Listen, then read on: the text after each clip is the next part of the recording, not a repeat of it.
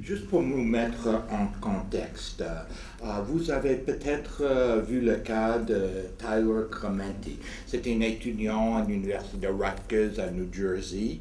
Son colocataire l'a filmé en cachette pendant qu'il a eu des relations sexuelles avec un autre homme et a commencé à le diffuser. Et il a posté sur Facebook ses intentions de se suicider. Il n'y a personne qui a fait quoi que ce soit. Il a continué à ajouter des posts. Et la dernière chose qu'il a posté, c'était je saute du pont Gold à George Washington. Désolé. Et il est sauté après et il est mort. En 2010, il y a une femme en Angleterre qui a eu 1082 amis sur Facebook et elle a posté le message: j'ai pris tous mes pilules, je serai mort bientôt, donc au revoir tout le monde. Et il n'y a personne qui l'a cru. Et ils ont envoyé des messages: ah, c'est une blague, t'es une menteuse et tout cela. Et le lendemain, quelqu'un l'a trouvé mort chez elle et il n'y a personne qui est intervenu. Actuellement, l'organisme en Angleterre, les Samaritains, Befrienders Worldwide, dont je suis membre du conseil d'administration, reçoit à peu près 3000 courriels et messages textes par semaine des personnes qui parlent de leurs problèmes. Et un message typique, c'est juste tout petit: j'en ai marre, je ne peux plus vivre. Et il répond à tous ces messages. Il y a des forums de discussion sur le suicide et il y a des fois quelqu'un exprime ses désirs suicidaires. Par exemple, tout le monde serait mieux si je disparaissais. Et il y a des gens que j'appelle les prédateurs qui suivent ces forums et chaque fois quand il y a quelqu'un qui exprime une intention, un désir suicidaire, ils vont réagir, ils vont encourager la personne à poursuivre ses intentions et ils vont mettre des liens au site web qui donnent des renseignements sur comment se suicider facilement, sans douleur, de façon efficace. Il existe un grand nombre de types de personnes qui vont sur le web pour chercher ou interagir sur la thématique du suicide. Il y a des personnes qui sont simplement curieux, ils n'ont pas d'intention suicidaire. Il y a des personnes qui sont un peu déprimées, ça va mal, quelque chose, ils vont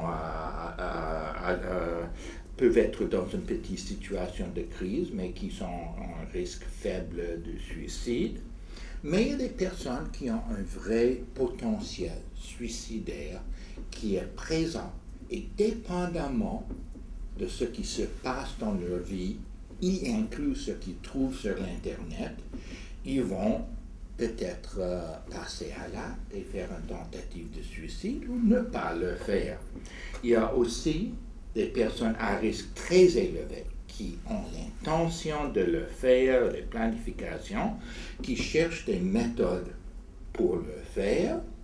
Il y a des personnes qui cherchent l'encouragement, le soutien pour continuer avec leurs intentions, et des gens qui cherchent de l'aide pour changer d'avis. Il y a aussi des personnes en tentative, des gens qui ont déjà pris les pilules, qui sont sur le pont, sur le balcon et vont sauter bientôt. Et il y a des vidéos en direct, tous les mois on trouve une de quelqu'un qui fait une tentative de suicide en direct diffusée sur le web. Il y a des gens en tentative qui mettent un message sur Facebook, un forum de discussion ou d'autres médias sociaux disant au revoir, je me tue maintenant, je suis en train de mourir ou quoi que ce soit. Il y a des courriels envoyés aux organismes comme Samaritain ou Centre de prévention du suicide. À ce moment-là, il y a des notes d'adieu qui sont envoyées aux membres de la famille.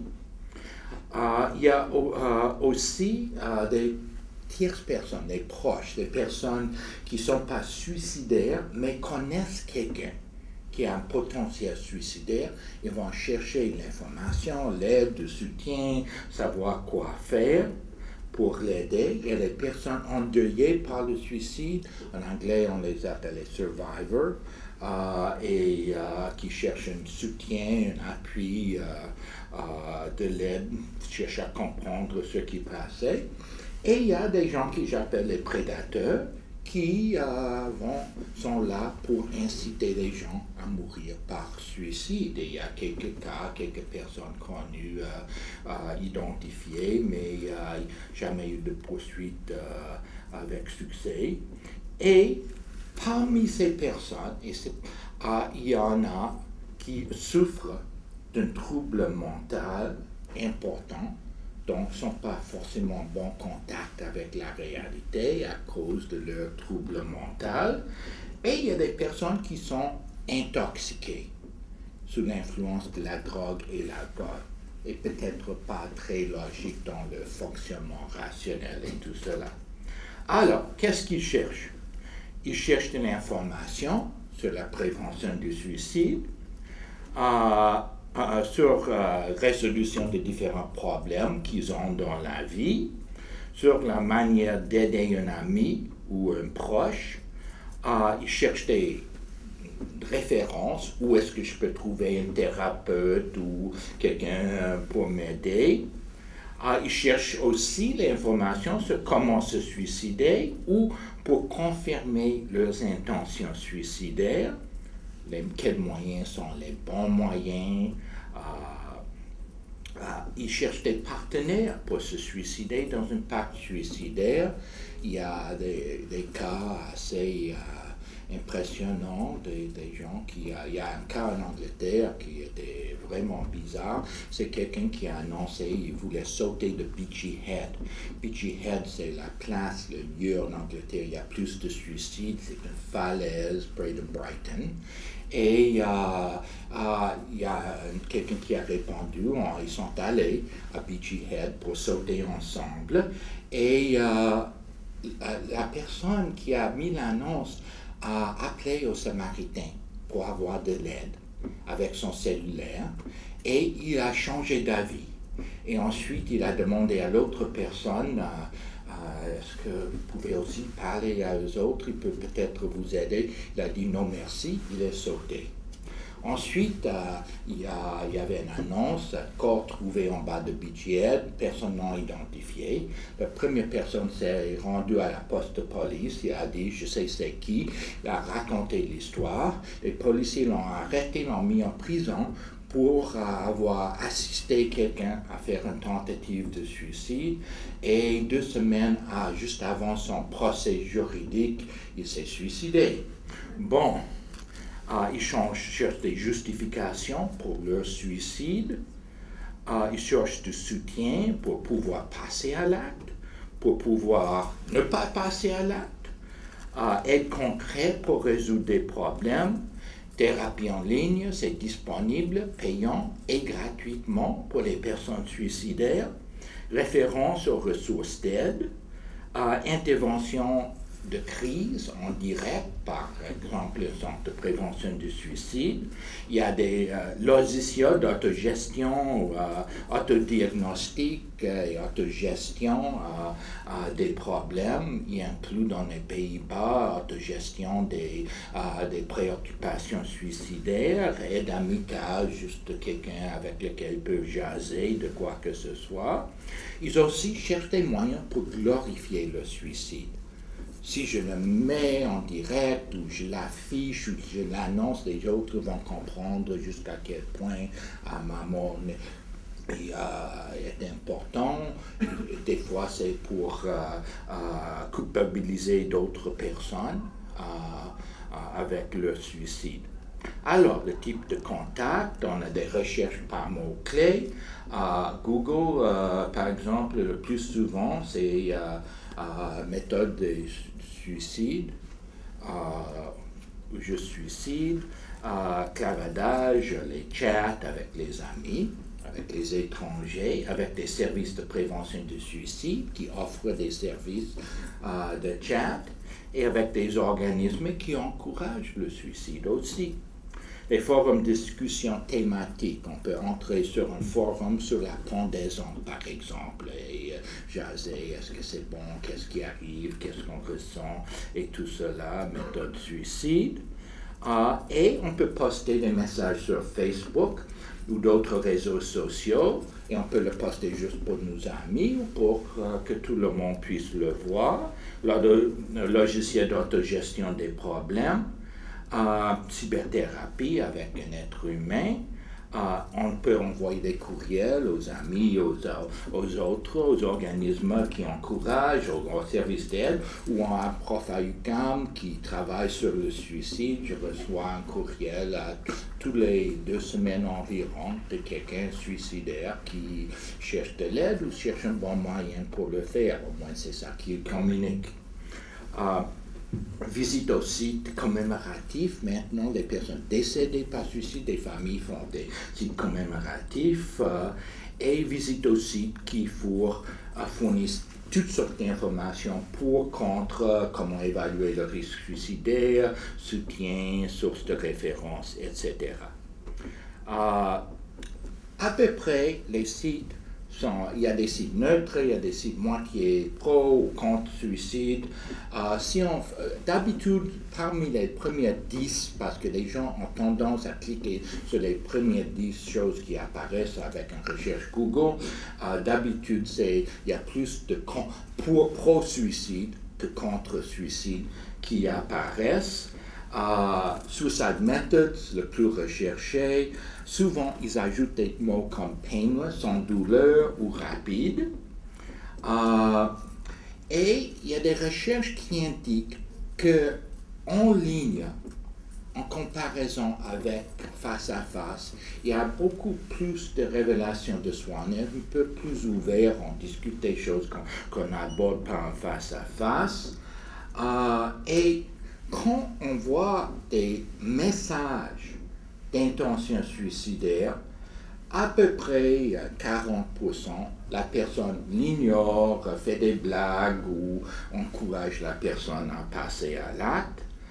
Et il n'y a aucun contrôle de la qualité. Je peux ouvrir un site web sur le suicide et fournir toutes sortes de fausses informations. Il n'y a personne qui va faire quoi que ce soit. Il n'y a pas de contrôle de qualité. Les dangers. On a des recherches qui indiquent clairement que quand une méthode acceptable pour la personne est disponible, il y a plus de risques de suicide. S'il y a des poisons à la maison, il y a plus de risques de suicide. S'il y a une arme à feu disponible, etc. Donc, fournir des informations sur comment acheter quelque chose à la femme à prix pour se suicider, ça augmente le risque d'un décès par suicide.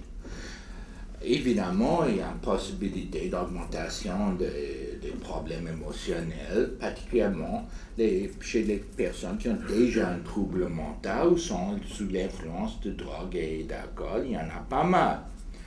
On a énormément de recherches sur les médias que publiciser le suicide a un impact d'augmenter les suicides par imitation d'autres personnes qui s'identifient avec la personne suicidée ou beaucoup de respect pour la personne qui s'est suicidée. Donc, il y a un danger de contagion et imitation. Il y a certainement des cas bien démontrés. Je n'ai pas beaucoup de temps pour donner beaucoup d'exemples, mais où il y a des gens qui ont encouragé, incité quelqu'un à se suicider. Il y a un cas en Arizona, les jeunes, en direct, on dit « allez-y, prends les médicaments et tout cela ». Il y a une possibilité de glorifier le suicide. Si on se tue, tout le monde va savoir parce qu'on va afficher ça sur Internet. Et il y a toutes sortes d'informations privées quand on dit j'ai fait une tentative de suicide ou j'ai des intentions suicidaires. Ça reste quelque part. Et 10 ans plus tard, quand on s'applique pour un emploi, ça se peut que notre employeur va le trouver. Donc, ça laisse des traces. Et on peut toujours obtenir des fausses informations. Oui, prendre le paraquat, c'est une belle mort. En effet, c'est épouvantable. Ça prend des semaines et on s'étouffe et tout cela, mais il y a des fausses informations qui sont... l'anonymat permet à qui que ce soit. Il y a un homme en Californie qui d'habitude fait semblant d'être une jeune fille adolescente qui est suicidaire et offre de se suicider avec d'autres personnes et les encourage. Les bénéfices potentiels, évidemment, on a des potentiels de soutien par les échanges anonymes avec d'autres personnes. On peut rencontrer des personnes qui ont eu des problèmes semblables et ont passé à travers. On peut avoir ces modèles positifs.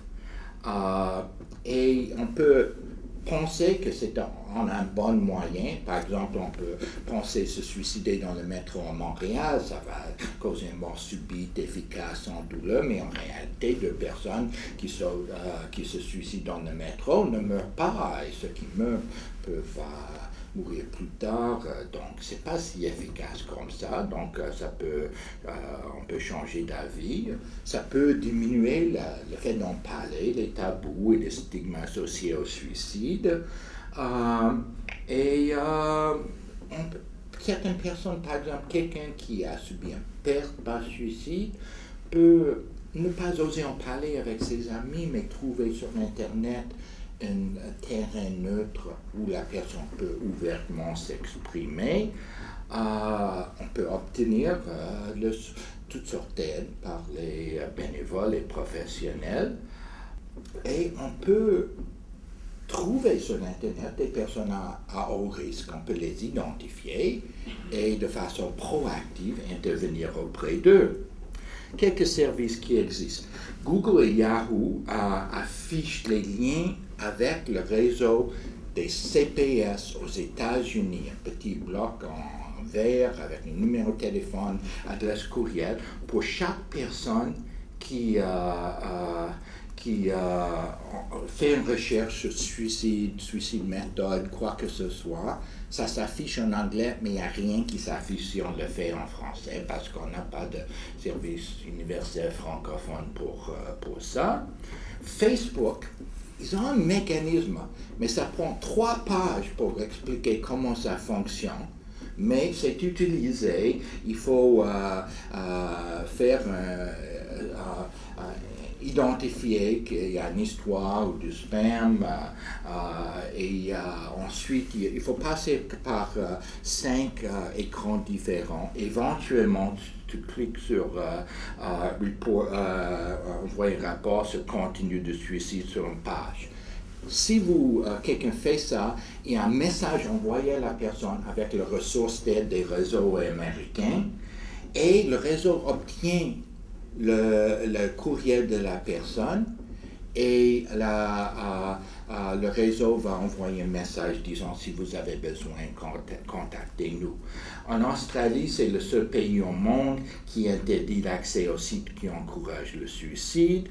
Et il y a toutes sortes de services offerts entre une psychothérapie en ligne, des clavadages ou chats avec des thérapeutes, réponse au courriel et tout cela. J'ai pas beaucoup de temps, donc je vais aller vite, mais il n'y a aucune preuve scientifique jusqu'à date que l'Internet augmente le suicide, mais il y a certainement un nombre de cas impressionnants où quelqu'un s'est décédé en suivant un formulaire qu'il a trouvé sur l'Internet, il y a des suicides en direct et tout cela. Un des enjeux, c'est un enjeu éthique. J'ai un article qui porte là-dessus. Je peux vous l'envoyer si vous m'écrivez un courriel, mais grosso modo, c'est pas illégal de se suicider. Comment est-ce qu'on peut empêcher quelqu'un de encourager quelqu'un à faire quelque chose qui n'est pas illégal. On a la question de droit de libre expression, mais aussi on a des obligations de protéger. On a différentes approches éthiques. Il faut voir si on veut vraiment prévenir le suicide ou si c'est un droit. On a des problèmes de jurisprudence internationale. On peut contrôler un site au Canada, mais on ne peut rien faire par rapport à quelqu'un qui fait quoi que ce soit dans un site logé sur un autre pays. Et aussi, si on commence à bloquer du contenu, c'est des logiciels qui le bloquent. Si on bloque méthode de suicide, le site de l'OMS va être bloqué aussi.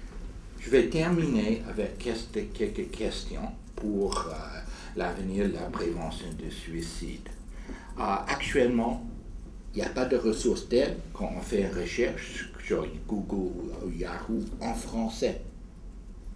Qui va le mettre et qu'est-ce qu'on va mettre? Ils sont ouverts à le faire en anglais, pourquoi pas en français? Est-ce qu'on doit aider les personnes qui affichent sur l'Internet qu'ils ont l'intention de se suicider, mais qui ne demandent pas de l'aide? Si oui, qui va le faire? Dans quelle situation? Un des défis, c'est l'exemple de ces Trois-Rivières a eu un service de courriel. Ils ont répondu au courriel des personnes suicidaires. Mais ils ont commencé à avoir des courriels des gens en France, aux îles Maurice, n'importe où. Mais ils sont financés localement par le Conseil régional de Trois-Rivières. Comment est-ce qu'on peut contrôler qui a accès quand on offre un service et qui va le faire? Est-ce qu'on doit interdire certaines activités sur l'Internet, comme en Australie? Il y a des indications, une certaine efficacité de ça. Les réseaux sociaux ont accès à toutes sortes d'informations confidentielles. Dans certains cas, quand quelqu'un fait un rapport qui a quelqu'un qui a l'intention de se suicider, il donne ces informations aux États-Unis, un organisme qui envoie un courriel. Est-ce qu'on doit avoir accès à certaines de ces informations pour sauver une vie? Dans quelle situation? Qui? Comment? On n'a aucune donnée scientifique sur c'est quoi la bonne façon de réagir dans une session de clavardage, de chat, comment répondre au courriel. On n'a pas beaucoup de modèles là-dessus. Qu'est-ce qu'on doit faire entre-temps? La même chose qu'au téléphone. Quelles sont les priorités? Et dans la recherche, et finalement, l'anonymat permet à toutes sortes de personnes qui essaient, font le possible d'inciter d'autres à se suicider sur l'Internet. Ils sont anonymes, et même si on l'identifie, c'est rare quand il y a des poursuites. On peut aussi avoir des sites qui font exprès de fournir des fausses informations. Il n'y a pas de contrôle sur l'Internet. Est-ce qu'on doit faire quelque chose? Qu'est-ce qu'on doit faire? Je vous invite, si le sujet intéresse, j'ai quelques petites feuilles qui décrivent le 9e Institut d'été du Centre de recherche et d'intervention sur le suicide et l'euthanasie à UQAM, qui est du 30 mai au 1er juin, 3 journées d'ateliers pratiques et ensuite des présentations des meilleures pratiques à travers le monde, des interventions en prévention du suicide sur l'Internet. Vous pouvez trouver sur le site web crise.ca ou prendre un des clients. Merci.